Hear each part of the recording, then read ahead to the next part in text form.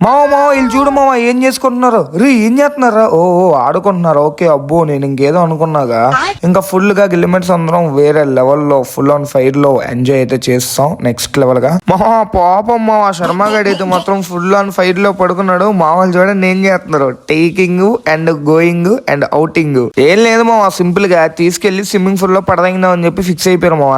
మీకు అసలు ఏం రైట్స్ ఉన్నాయండి మమ్మల్ని ఇడికి తీసుకొచ్చి చంపడానికి మీకు మేము ఉన్న రిసార్ట్ని అయితే మాత్రం ఎక్స్ప్లోర్ అయితే చేస్తాను ఒక్కసారి చూడండి ఓకే ఈడు